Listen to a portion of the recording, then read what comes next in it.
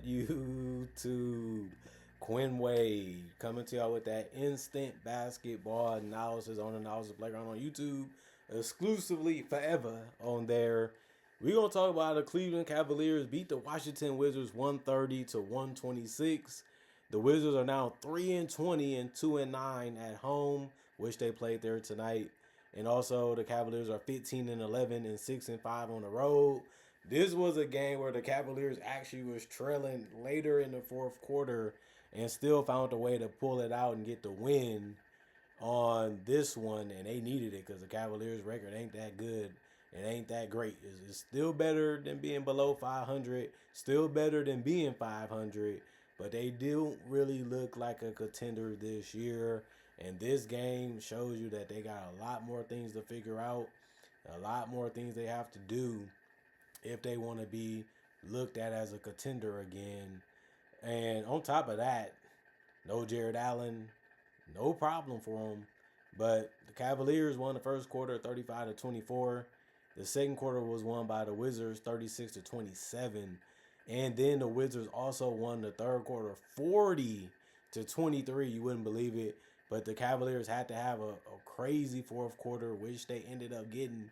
They won it 45-26. Look how much they had to do just to beat the Wizards. And it was, like I said, trailing against the Wizards in the fourth quarter, and then they still had to find a way to win it. But then you got to give them credit that they was able to win it and was able to figure it out before it was too late, and then they ended up getting a loss. But I will say, every single Cavalier scored in double figures that was a starter. They all had a rebound also. And let's talk about the Cavaliers first. DeAndre Hunter, 27 minutes, 15 points. He was only 4 of 14 from the field. He went 3 of 10 from 3 and 4 of 4 from the free throw line. He ended up having 4 rebounds, 1 offensive rebound, and 1 personal foul. Was a minus 17 and plus minus. He took some good looks. It just wasn't going for him tonight. And he hasn't had the greatest season, but he also haven't had a bad one. They needed to start him at this point, how their season has been going. They got to leave everything out there and give their best chance. And that's all you can do anyway. And, I feel like they should have been starting DeAndre Hunter. Even if he doesn't play well, he just gives you another guy that can make a play and make a shot. Evan Mobley had a good game. 36 minutes for him, 23 points. He went 7 of 17 from the field, 2 of 6 from 3, 7 of 9 from the free throw line. Had a double-double because he had 13 rebounds. He also was able to get 6 assists with no turnovers. He didn't get a steal or a block in this game, though, but he did get 5 offensive rebounds, and he did also get 4 personal fouls, and he finished as a 0 in plus minus. He's still showing you that he can do a lot of things to help you win basketball games. It's not just the scoring. It's not just the rebounding. It's just the fact that he's accepting any role that they put on him and ask him to do to be able to help this team win games. And he did a good job of just doing a lot of things right in this one, and that actually is what they need. And he's one of the only guys on this roster that can do it. And, now you see why he's an All-NBA and an All-Star caliber player. Donovan Mitchell, 35 minutes, 48 points for him, and they needed every single one of those buckets in passes that he was able to do. He went 17 of 31 from the field and 8 of 15 from 3 and 6 of 6 from the free throw line. He's going to be tired and exhausted after this one because he really got pushed and he really needed to work hard for his baskets.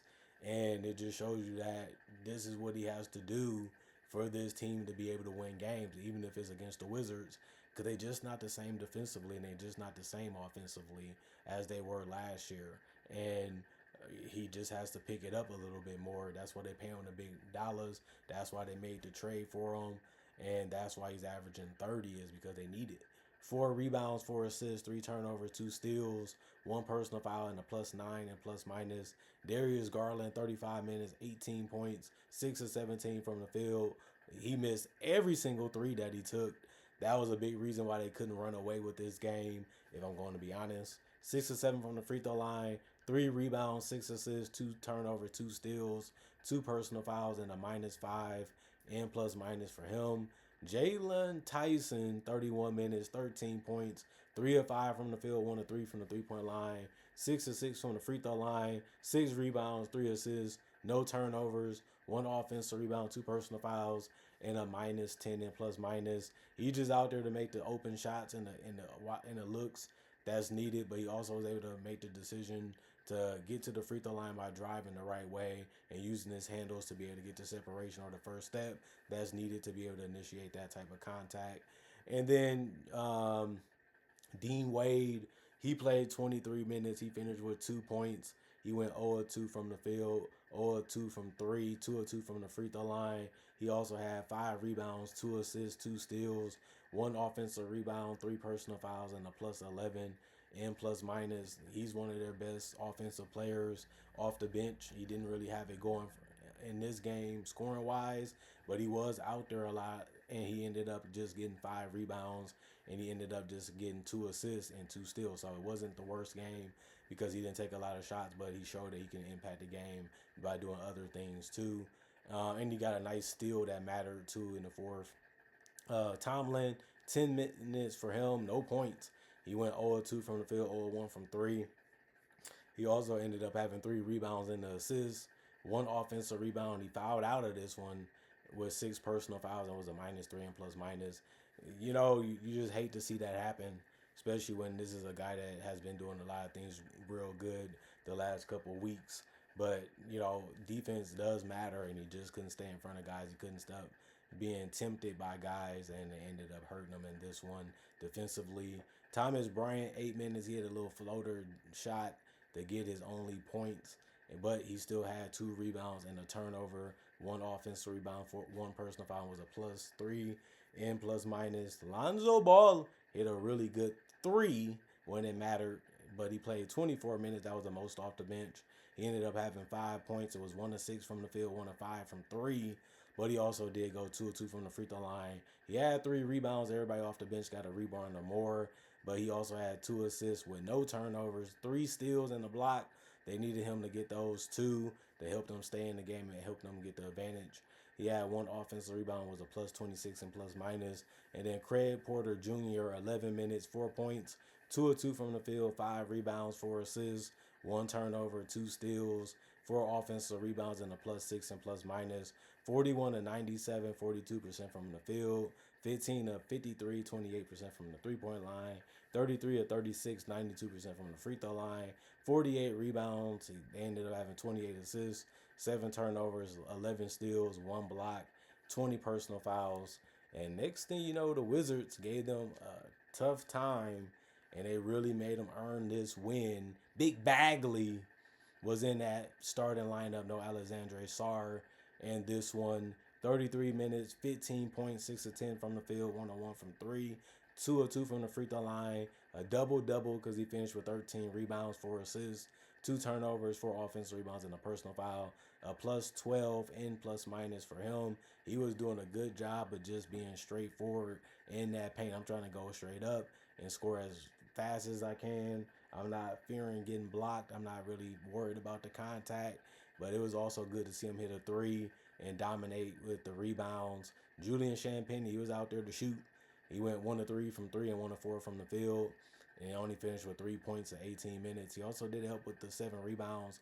Everybody in the starter lineup did have a rebound and an assist, which was good to see. He only had 1 assist though, 1 steal, 1 offensive rebound, 4 personal fouls, and a 0 and plus minus.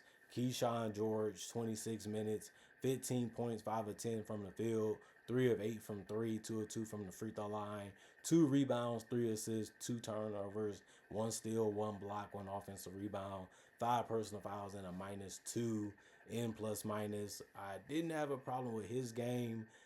He's starting to just be a real good player, just understanding where to be out on the court, being ready to score, just getting out in transition, making transition happen with his ability to get steals and blocks, and just being a guy that uses his athleticism the right way.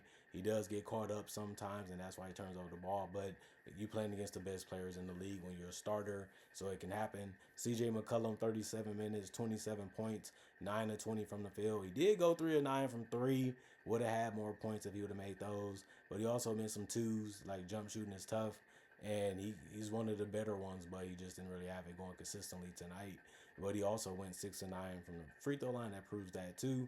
4 rebounds, 6 assists, 1 turnover, 1 steal, 3 personal foul, and a -1 in plus minus. And Carlton Bub Carrington, he played the most minutes. He had 41 played. He tied CJ for the most points for the Cavaliers with 27. He also took 20 shots. That tied CJ with the most shots taken on the team, but he shot 50% because he went 10 of 20 from the free throw line, but he did go 5 of 13 from 3. The Cavaliers, oh man, you can have that. And he was making them pace throughout the game, but it wasn't enough to get the win. And he also did go 2 of 4 from the free throw line. He did have 6 rebounds and 8 assists, 3 turnovers and a steal, 2 personal fouls, and a +7 in plus minus. Tristan, 15 minutes, 14 points, 3 of 7 from 3, 0 of 2 from the 3-point line, 8 of 8 from the free throw line, 5 rebounds, 1 assist, 3 turnovers, 1 block, 2 offensive rebounds, 3 personal fouls, and a -16 in plus minus. I really like what he was out there doing. I really like the fact that he was really just making things happen for him. And getting to the free throw line is a big part of that. And then Jameer Watkins, 29 minutes, 15 points. That actually was the most off the bench, and he did also play the most minutes off the bench. He also went 6 of 7 from the field, 3 of 4 from 3, 8 rebounds, 1 assist, 2 turnovers, 2 blocks, 2 offensive rebounds, 4 personal fouls, and a -6 in plus minus. Man, did he do a good job of scoring the basketball tonight. Just picking good shots and put good spots, and was able to get mostly off all his shots to go down tonight. And then he also tried to bring it on the defensive end, which you have to like. And then Will Riley, 23 minutes, 7 points, 1 of 2 from the field, 0 of 1 from 3, 5 of 5 from the free throw line, 3 rebounds, 4 assists, 2 turnovers, 1 steal, 2 blocks, 1 offensive rebound, 3 personal fouls, and a -3 in plus minus. The scoring was there. The helping in so many areas that was needed was there, and just stepping up and making his free throws when he was able to get there helped too. And then Trey Johnson is back, 17 minutes. He only had 3 points though, because he went 1 of 6 from the field and 1 of 2 from the free throw line. He missed every 3 that he took. He did have 1 rebound, 1 assist, 1 turnover, and a steal, 1 offensive rebound, and 2 personal fouls. And he finished as a -11 in plus minus. Obviously, you will want more out of him, but it just wasn't there tonight, unfortunately. And then you look at the fact that they ended up going 42 of 86, 49% from the field. And then they went 16 of 44, 36% from the 3-point line. Then 26 of 32, 81% from the free throw line. So they ended up shooting the ball better from the field, and they ended up shooting it better from 3, and they ended up shooting worse from the free throw line compared to the Cavaliers. The Cavaliers took 4 more free throws and made it at a better percentage, which was 92 compared to the 81% that the Wizards did. And then they ended up out rebounding the Cavaliers by 149 to 48. They actually got 1 more assist, 29 to 28. They had 1 less turnover. 1 less steals. Well, I would say they had 16 turnovers to the 7 of the Cavaliers. The Cavaliers did a good job of taking care of the basketball and trying to score it as much as they could or get to the free throw line, which helps in the scoring department. And then the Wizards had 6 steals while the Cavaliers had 11. That was a blowout in that category. And then they had 6 blocks. That was good because the Cavaliers only had 1. They did have less offensive rebounds by 3 because they had 12. The Cavaliers had 15. And then 37 defensive rebounds. That's 4 less. Well, 4 more than the Cavaliers. And then 27 personal fouls compared to the Cavaliers 20. That's a bad thing for the Wizards. The free throws really helped the Cavaliers in this one. And you have to, do that. If they can't stay in front of you, they can't guard you. You got to challenge them and see if they're going to commit to playing defense or is they going to commit to being undisciplined. And then you just look at it like, since the Cavaliers didn't shoot that great, that was their way of putting points on the board. They needed to some way. They just knew that that's a way that they can do it. That was part of their game plan, and it ended up working out for them. And then the Wizards, man, they just getting them games where things can go their way. It looked like they have a chance to sneak out and get a win. Next thing you know, it ends up being a situation where the team was just not smart enough, didn't do enough, and they didn't defend well enough, and they didn't make the right decisions from time to time. And then the team is always able to catch them or keep the lead long enough to where they can build upon it to win.